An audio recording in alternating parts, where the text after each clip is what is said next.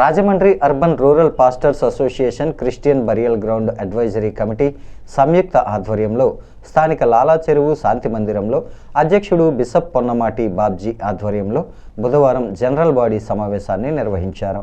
ఈ సందర్భంగా పొన్నమాటి బాబ్జీ మీడియాతో మాట్లాడుతూ ధవళేశ్వరంలో తమకు ఇచ్చిన బరియల్ గ్రౌండ్కు ప్రహరీ గోడ, ఇతర మౌలిక సదుపాయాల కల్పనపై అధికారులు, ప్రజాప్రతినిధులు శ్రద్ధ వహించాలని కోరారు. మానవుడి అంతిమయాత్రను అడ్డుకోవడం దారుణమని, తమ వాహనాలను బరియల్ గ్రౌండ్లోకి వెళ్లకుండా రెవెన్యూ కాలనీ వాసులు అడ్డుకోవడంపై ఆందోళన వ్యక్తం చేశారు.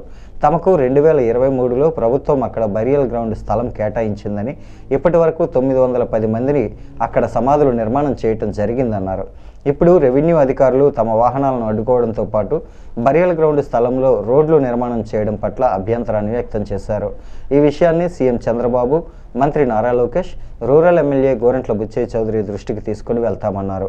సమావేశంలో బిషప్లు G Prabhakar, P Sundarraju, T Arthur Prasad, P Rajendra Prasad, K Shantarao తదితరులు పాల్గొన్నారు.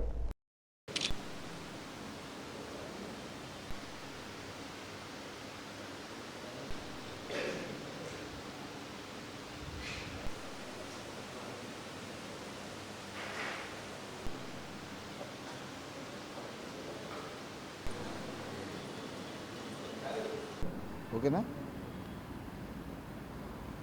నా పేరు bishop Ponnamati Babji, Rajahmundry city and rural pastors fellowship క్రిస్టియన్ని. అలాగని 2023 సంవత్సరంలో ప్రభుత్వ వారు మా అందరికి క్రిస్టియన్ బలిగౌండ్ ఇచ్చారు ధవళేశ్వరంలో. దాని గ్రౌండ్ ఇన్ఛార్జిని క్రిస్టియన్ బలిగౌండ్ అడ్వైజరీ కమిటీ తరఫున దాన్ని నిర్వహిస్తున్నాము. అప్పటి నుంచి ఇప్పటి వరకు 3 సంవత్సరాల నుండి మేము అక్కడ బలిగౌండ్ నిర్వహించుకుంటూ ఇప్పటికే 910 సమాధులు మేము నిర్వహించుకోవడం జరిగింది. ప్రారంభం నుండి ఇప్పటి వరకు ఈ 3 సంవత్సరాల్లో కూడా ఆ పక్కన ఉన్న రెవెన్యూ కాలనీ వాళ్ళు ప్రభుత్వం ఏర్పాటు చేసిన సిమెంట్ రోడ్లోంచి మా చనిపోయిన వాహనాలు వ్యాన్లు వెళ్ళకూడదని గొడవ చేస్తున్నారు.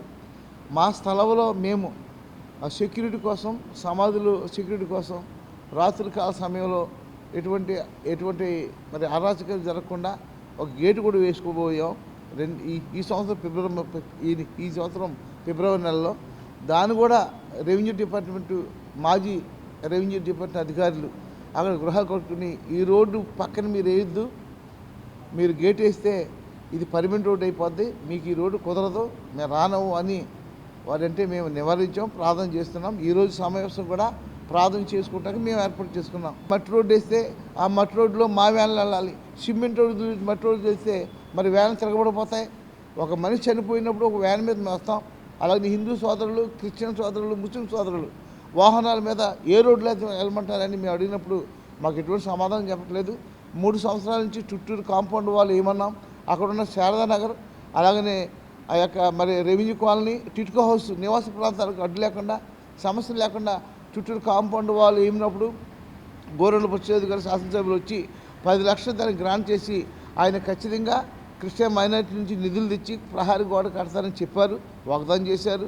వారు చేస్తారని నిరీక్షణతో మేము ఉన్నాం. వారికి తెలియకుండా, మాకు చెప్పకుండా, నోటీస్ ఇవ్వకుండా మరి రాజమండ్రి గ్రామీణ రెవెన్యూ వారు మరి అక్రమంగా, అన్యాయంగా మా గ్రౌండ్లోకి వచ్చి ప్రభుత్వం మాకు ఉచితంగా ఇచ్చింది.